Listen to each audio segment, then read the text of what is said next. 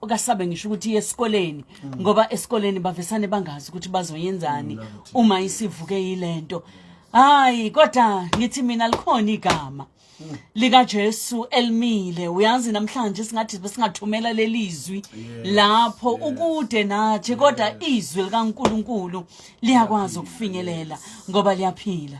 Asikwamukele Bishop uHlophe usukhona phakathi kwethu. Ngivesane ngisale nje sengithi angidedele intambo zize kuwena.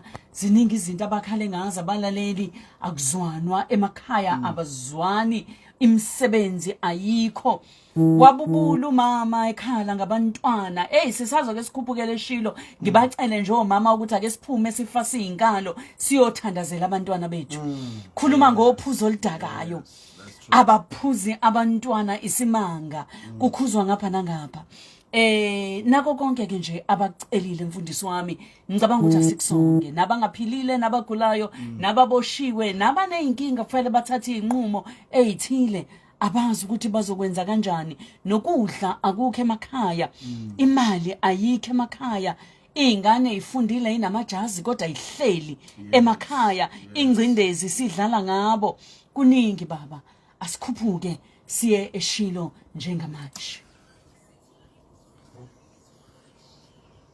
Baba wethu ingcwele nonguyise wenkosi yethu Jesu Kristu, ekseni baba wethu ophilayo, uNkulunkulu wethu onamandla, sikhuphukele eshilo uNkulunkulu wethu nabantwana bakho ezinkingeni zonke abathe bayibeka, abanye ithemba libalahlekele, abanye uNkulunkulu wethu engcwele bafisa nokuliphonsa ithawula. Siletha lo mama onomntwana ogulayo ongaveli ukuthi uphethwe yini. Baba siyaqonda ukuthi umzimba wonke ungowakho, uthe ezwini lakho lomzimba uyithempeli lakho la uhlala khona. Baba siletha lo mntwana kuwe uNkulunkulu wethu, wena ongudokotela omkhulu, uwe inyanga enkulu ekseni. Baba wethu engcwele siletha abakhala emakhaya abaxabena bangazwana bangenabumbano. Siletha uNkulunkulu wethu ukuthula ngoba wena unguJehova Shalom, uNkulunkulu wokuthula konke. Baba siletha abantwana bethu uphuzo olidakayo, idakamizwa ezenzela umathanda kubo. Sithi namhlanje ekseni baba ongcwele lo moya oqeda ngabantu abasha bethu sibaletha kuwe ngamunye ngamunye, zonke inkalo izwe lonke egameni lika Jesu Kristu waseNazaretha. Abangasebenzi baba ongcwele ekseni namhlanje ngikhuluma favor kubona, ngikhuluma ukuvuleka kweminyango labe khona. Vula iminyango uNkulunkulu wethu engcwele, abantwana bakho abangasebenzi bayithola imisebenzi egameni lika Jesu Kristu waseNazaretha. Abasilalele bese ibhedlela baba ongcwele begula, odokotela bebika lokhu nalokhu, sikhuluma ukuphila kubo. Wena uphilisa uNkulunkulu wethu engcwele 24 hours, awunasi isikhathi osikalelwa ukuthi uphilisa kuso, futhi kuwe asikho isifo esingalapheki egameni lomfelo wethu Kristu Jesu manje uzwe phakade. Amen. Hallelujah, hallelujah, hallelujah. Amen. Siyambonga kakhulu uNkulunkulu baba ngoba umkhuleko unamandla.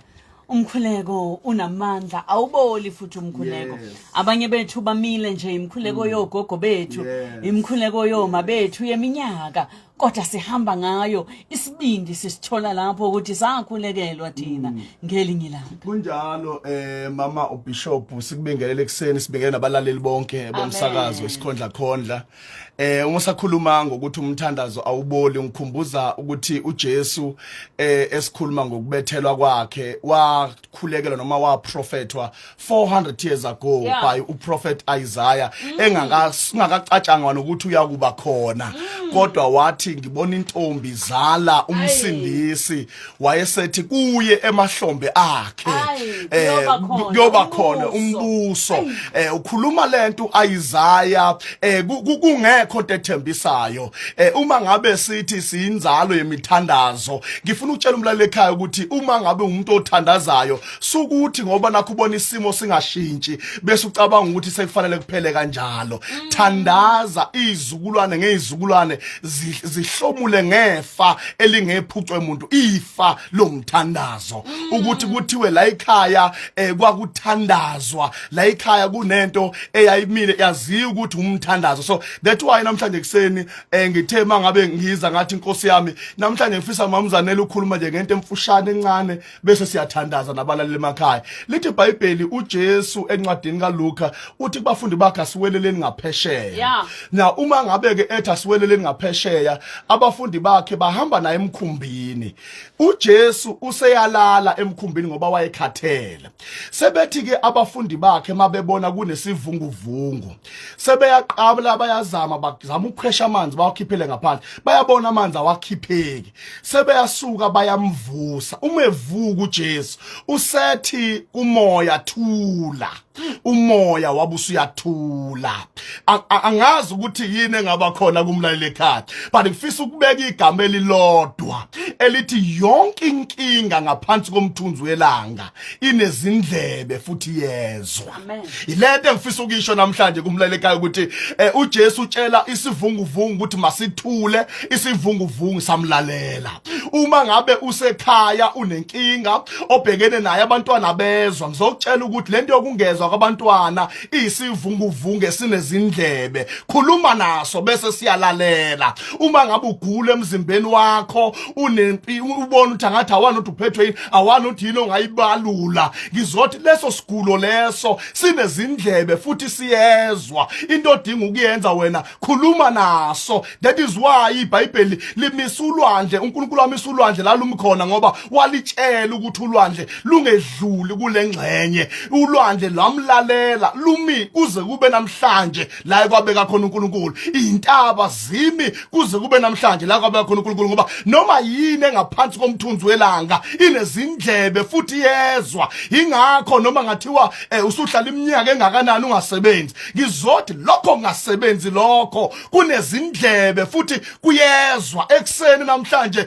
ngikhuluma ezweni lemimoya ukuthi noma ngabe imuphi umoya ohlupha impilo yomlaleli ekhaya unezindlebe lo moya futhi uyezwa. Uma ngabe business lakho ungahambi kahle, ubona imali ingaqhamuki kahle, ngizothi ekseni mina lo sozivunguvungu leso sinezindlebe futhi siyezwa. That is why mangabe ubheka amadoda liBhayibheli kwakunamadoda amathathu ayedlula amiswa uAbraham, wathi mayamisa ayesekhuluma esibelethweni sika Sara athi wena ngonyaka ozayo uzoba nomntwana. Yena wanga understand ukuthi nesibeletho mhlambe khona abasemshadweni abantwana babatholi. Zomemezela mina ekseni ukuthi nesibeletho sinezindlebe siyezwa.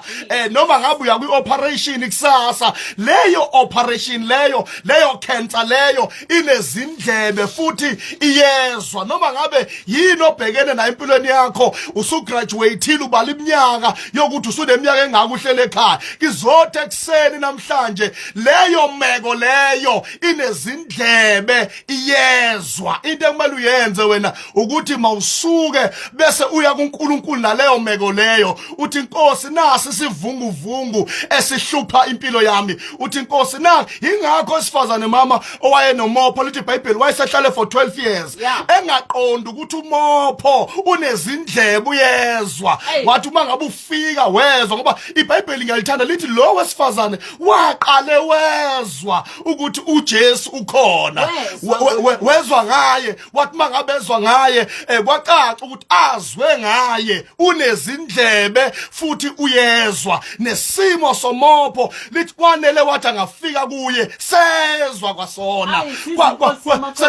Ithi khona ngithintile. Uthi khona ngithintile ngoba ngenkathi ethintwa yena kwasegcwalisa ukuthi kunento esizwile, kunento ekade ihlupha ngoba sometimes ufuna nje ungakhuluma nomlaleli ekhaya kuqale kuzwe wena ngalento ukuthi uJesu uyaphila, bese emva kwalokho ukuzwa isimo sakho. Mina ngizokufaka umoya wokuthi tshela isimo sakho ukuthi amasilalele sizwe. Abantwana noma ngathiwa yini oyibonayo, noma ngathiwa iveli umzimba wakho ugula, tshela umzimba wakho uthi mzimba veza lento ekuhluphayo ngoba ngizodila nayo namhlanje. That's why iBhayibheli likhuluma ngoBhartimeyu lithi kwakuyimpumputhe yabihleli ngasemgaqweni. Le mpumputhe amehla yazange avela avuleke kodwa yaqale yezwa. Yathi mangabe sizwile kwase kuconnecta kulento yokuthi isivunguvungu sezwa.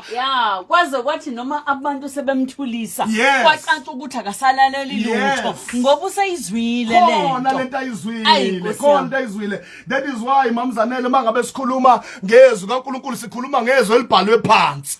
Uma libhalwe phansi ayisithi alikunikeza amandla ilogos, but bese kuba khona the spoken word, lele liphefumula lelikhulunyiwe, into eyenza libe namandla ukuthi ngenkathi likhulunywa lihamba liphethe lonke uhlobo lomsindo oluziwa imimoya ekuthiwa le ikhaya salali igijima phezukwendlu. Ngizokutshela ekseni ukuthi ungabe usamosha imali yakho, ungabe usayandawo, imeko yakho inezindlebe futhi yezwa. Uma umsebenzi owenza sengikhathele yiwo, ngifisa ukuwushintsha manje, musu ukubalisa kubangani bakho, musu ukutshela isalary ukuthi umncane wesalary, kodwa tshela isimo ukuthi wena simo njengamanje uzozwa. Izwe lethu mamzanele kuningi kubhedukile. Into esikhuluma njengebandla kaNkulunkulu iyodwa, sithi South Africa izwa ukuthula, iba nokuthula noma ngathiwa kwenzakalani siyayitshela izwe lethu ngoba izwe nilezindlebe nalo liyezwa.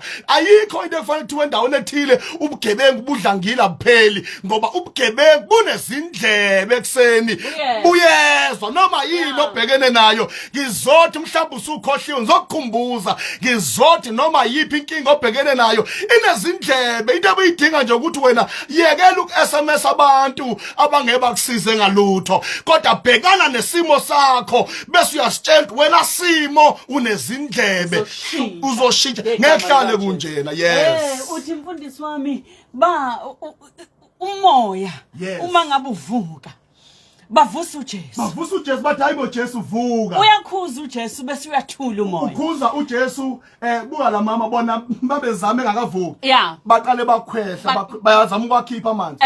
Basebenzisa iforce. Nkosi yami, uyazi ngithanda laba ke ababuzanayo mase bebuzana ukuthi ungubani lo. Ungubani lo? Olalelwa. Ngisho na ulwandle na umoya uyamlalela. Oh, what manner of man is this? Is this? Babuza lokho mama ngoba babemangela ukuthi kahle kahle thina asiyaxakeka ukuthi lento ikhulunywa. Kanti uJesu mama angiveze lento. Bakhuluma bona kanjena babengekho eqaleni ngoba lithi iBhayibheli eqaleni ulizwi wayekhona. And eqaleni wathi kunobumnyama, wathi makube khona ukukhanya. Kwasho ukuthi kunezindlebe ukukhanya. Ukukhanya kwamlalela, kwasukhanya kwavuleka, kwakhona ukukhanya nobumnyama. Wathi makube khona insuku, makube wakhuluma kanti kunezindlebe kuyezwa. uJesu mayefika mamzanele into eza nayo uza nezwi elinza indlebe kwizimo zethu zilalele. My God. Elenza uyabona ungaya noma. That's why this week siqala iviki elikhulu kakhulu, iviki lamasundu. Amabandla amaningi baphethe amasundu namhlanje ngoba kungena uJesu eJerusalem. But ngifuna ubuka ukuthi noma engena mama eJerusalem imbongolo yalandwa. Kwathiwa imbongolo uma ngabe nifica ibosho nivele niyithathe njena. Mabe nibuza nithi hayi umnikazi wayo uyayidinga inkosi. Yes, ngoba indaba na ngoba wayesazi uJesu ukuthi kwambongolo ngeke isabaleka, kwambongolo ngisenza lutho because isizwe umuntu okhuluma akhulume kuzwakala endlebeni engabonayo ngenyama. So uma siyo celebrate iPhasika noma uPilato athi icala kaliboni, engaliboni kwakhe icala, wayengazi ukuthi kunomthandazo ophendulwayo okhulunyiwe uJesu ekhuluma bengaboni, ekhuluma amen zethu.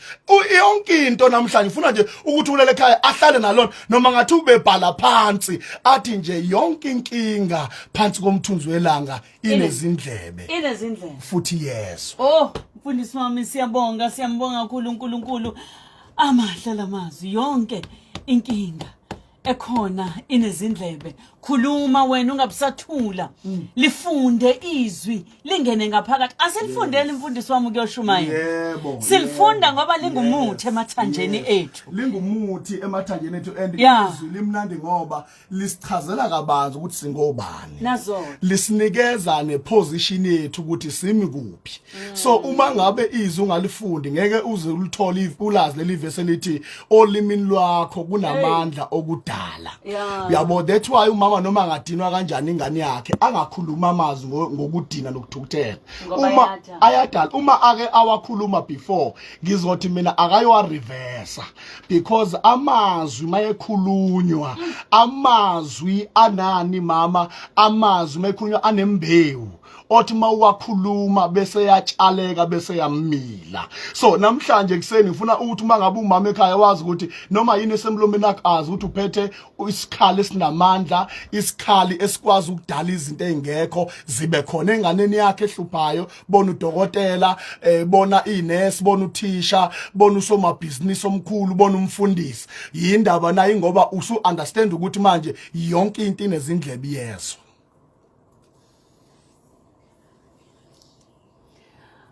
Bishop Hlophe, siyambonga kakhulu uNkulunkulu ngawe namhlanje.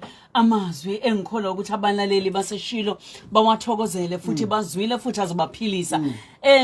Sibhekeke ephasikeni nitholakalaphi nina nikhonzaphi? Mhlambe salusitshela nje ngeinkonzo zenu zephasika, usitshela nokuthi abalaleli uma befisa ukuthi bakumeme ngelinye ilanga bakutholapi wena. Mamzanele inkonzo zephasika silapha ya Everelem emahlabathini. Mangabe usemahlabathini uhlala khona kunendawo ekuthiwa kusemabhasini. Mawudlula nje emabhasini kunenguzunga enkulu yetende sibeke lapha nje baqala inkonzo zephasika. Usemhlasini, useHazelmead, usendwedwe, emahlabathini kuseduze kakhulu kuwena, noma usothongathi kuseduzane futhi as well. Inkonzo nje mawudlula nje etendeni emabhasini kunetende elikhulu elimhlophe silapho kusukela ngolesine entambama ngo6. Siyobe singenisa inkonzo yesidlo senkosi nokugezwa kwenyawo kwabazalwane. Bese ngolesihlanu ekseni mamzanele sobe sesinenkonzo yamazwi ayisikhombisa. Engasikhathini. Iqala ngo9 ekseni, latest izobe siphelile by 12. Sithi nje one pastor 7 one word 7 minutes aseqi lapho. Amazwi ayisikhombisa sobe singena ekseni ngo9 siphume ngo12. Inkonzo ke after that siyaqhubeka futhi again ngo3 ntambama kuze kuyoshaya u6. Nangomgqibelo kunenkonzo yomama esiyenzele nje omama nje bodwa, umthandazo omkhulu omama ongena ngo10 ekseni wonizophuma ngo1. Siphinde futhi sihlangane ntambama ngo6 kuya ku9. Bese ngesonto sizothi uvukile. Lapho sobe sesibungaza ukunqoba kwaJesu enqoba ithuna yobe ngenayo nekseni ngo9 bese iphela ngo12. Mfundisi wami, siyambonga kakhulu uNkulunkulu. Yila vele nikhonzela khona njalo ngamasonto. Njalo nje ngamasonto emahlabathini. Sikhonzela lapha emahlabathini. Iqala nini inkonzo yangamasonto? Ngamasonto singena ngo9 siphume ngo11. Sikuthola kuphi ke baba mangabe sikudinga? Yes, mangabe ningidinga ngitholakala ku 081 485 1936. Baphinde nene mfundisi. It is 081 485 1936. Yes, kana ku Facebook futhi ngikhona as uBongumusa Hlophe. Bongumusa Hlophe. Yes, Bongumusa Hlophe. Yes, ku Facebook. Yes, siyabonga baba, siyambonga kakhulu uNkulunkulu ngawe mfundisi wami. Phuthuma uhambe uye enkonzweni kodwa thina sisele sibamba ukusho sithi yonke inkinga inezindlebe futhi yes. Amen. Siyabonga kakhulu. Amen baba.